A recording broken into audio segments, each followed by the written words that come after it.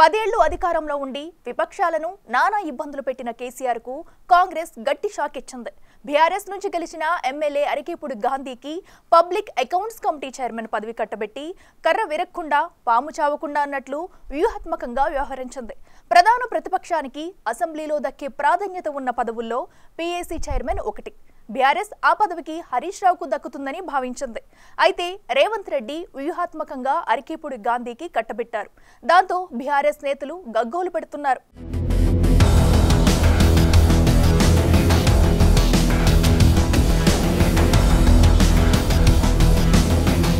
Public accounts committee రాష్ట్ర ప్రభుత్వం చేసే ప్రతి ఖర్చు పనిని సమీక్షించి లోటుపాట్లను ఎత్తిచూపి ప్రజాధనం దుర్వినియోగం కాకుండా తీసుకోవాల్సిన చర్యలను సూచిస్తుంది. రాష్ట్ర ప్రభుత్వ ఖాతాలను ఆడిట్ చేసే అధికారం పీఎస్సీకి ఉంటుంది. వివిధ పార్టీలకు చెందిన 9 మంది సభ్యులు ఉండే పీఎస్సీ కమిటీకి చైర్మన్గా ప్రధాన ప్రతిపక్షం ప్రతిపాదించిన ఎమ్మెల్యేని నియమించడం సాంప్రదాయంగా వస్తుంది. అలాంటి కీలక కమిటీకి చైర్మన్గా సీఎం రేవంత్ రెడ్డి షేర్లింగంపల్లి ఎమ్మెల్యే అరికేపూడి గాంధీని నియమించారు. అసెంబ్లీలో 38 మంది ఎమ్మెల్యేల బలమున్న బీఆర్ఎస్ కు సంఖ్యాబలం ప్రకారం పీఎస్సీ కమిటీలో 3కి స్థానం కల్పించాల్సి ఉంటుంది. ఆ మేరకు బీఆర్ఎస్ ఇప్పటికే హరీష్ రావు, గంగుల కమలాకర్, వేముల ప్రశాంత్ రెడ్డి పేర్లను ప్రతిపాదించింది. పీఎస్సీ చైర్మన్ గా మాజీ మంత్రి హరీష్ రావును నియమిస్తారని ఆ పార్టీ వారు ఎదురుచూస్తున్న తరుణంలో అరికేపూడి గాంధీని నియమిస్తూ శాసనసభ కార్యదర్శి విడుదల చేసిన బులెటిన్ ఆ పార్టీకి షాక్ ఇచ్చింది. ఆ పార్టీ ప్రతిపాదించిన వేముల ప్రశాంత్ రెడ్డి, గంగుల కమలాకర్లకు పీఎస్సీ కమిటీలో సభ్యత్వం దక్కింది. గాంధీ ఇటీవల కాంగ్రెస్లో చేరినప్పటికీ సాంకేతికంగా ఇప్పటికీ బీఆర్ఎస్ ఎమ్మెల్యేగానే ఉన్నారు. నేను ప్రస్తుతం టీఆర్ఎస్ శాసనసభ్యుడిగా గెలిచా. టీఆర్ఎస్ శాసనసభ్యుడిగా ఉన్న సహచర మిత్రుడితో కలిసి అభివృద్ధికి ప్రయాణం చేస్తున్నా. ఆ విధంగా రేవంత్ ప్రతిపక్ష పార్టీ నుండి ఎమ్మెల్యేను నియమించే సాంప్రదాయాన్ని గౌరవిస్తూనే బీఆర్ఎస్కు జలకిచ్చారు. హరీష్ రావుకు పీఎస్సీ చైర్మన్ పదవి రాకుండా చేసేందుకు ముఖ్యమంత్రి వ్యూహాత్మకంగా వ్యవహరించారని అంటున్నారు. రాష్ట్ర ప్రభుత్వ ఖాతాలను ఆడిట్ చేసే అధికారమున్నందున పీఎస్సీ చాలా ముఖ్యమైన కమిటీ. హరీష్ రావు ఆర్థిక విషయాల్లో నిష్ణాతులు.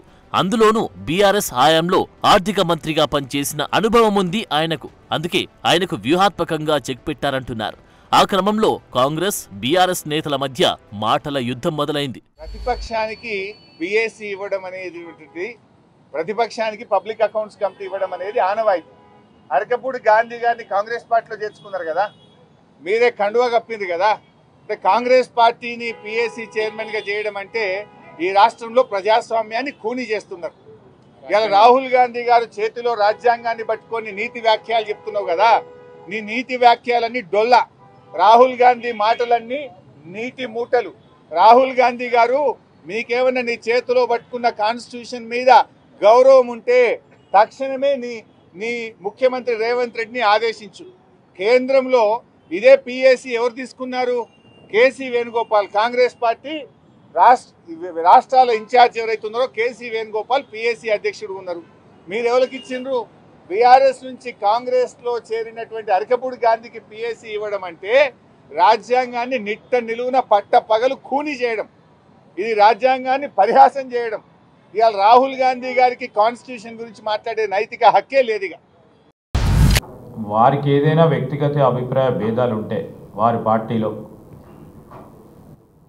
మాకేం సంబంధం అండి?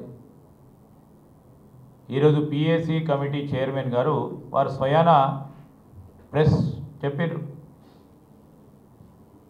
వారు బీఆర్ఎస్ పార్టీకి సంబంధించిన శాసనసభ్యుడిని అని వారే స్పష్టంగా చెప్పడం జరిగింది. మేము కాదు చెప్పింది.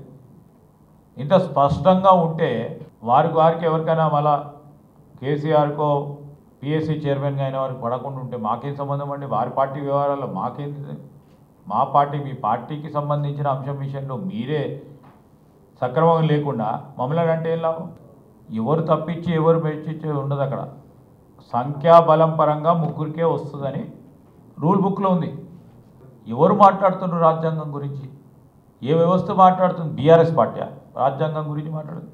గతంలో 2 సార్లు అధికారంలోకి వచ్చిన బీఆర్ఎస్ అసలు సిసలు వలస రాజకీయాలు ఎలా ఉంటాయో చూపించింది. మొదటిసారి గెలిచినప్పుడు టీడీపీ నుంచి 12 మంది ఎమ్మెల్యేలు గెలిస్తే అధికారాన్ని అడ్డం పెట్టుకొని వారిలో మెజార్టీ సభ్యుల్ని తనలో కలిపేసుకొని టీడీఎల్పీ విలీనమైనట్లు ప్రకటించింది. రెండోసారి గెలిచినప్పుడు కాంగ్రెస్ శాసనసభ్యులపైన విలీన అస్త్రాన్ని ప్రయోగించింది. 2014లో పీఎస్సీ సభ్యులుగా రేవంత్ రెడ్డి, ఎర్రబెల్లి దయాకర్రావు పేర్లను చంద్రబాబు నాయుడు ప్రతిపాదించారు. గులాబీ పార్టీ రేవంత్ పేరును పరిగణలోకి తీసుకోలేదు.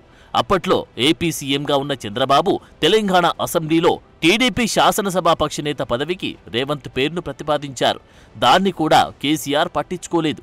ఇక రెండోసారి గెలిచినప్పుడు సీఎల్పీని విలీనం చేస్తున్న కేసీఆర్ పీఎస్సీ చైర్మన్ పదవిని కాంగ్రెస్కు కాకుండా తమ మిత్రపక్షం ఎంఐఎంకు చెందిన అక్బరుద్దీన్కి కట్టబెట్టారు.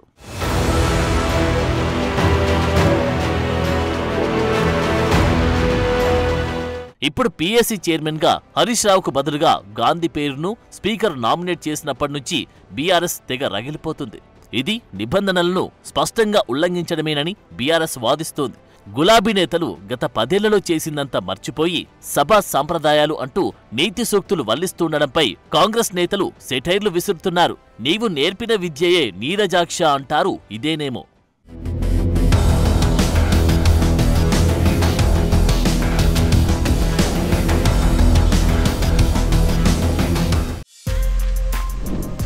For more videos like this, subscribe Big TV channel.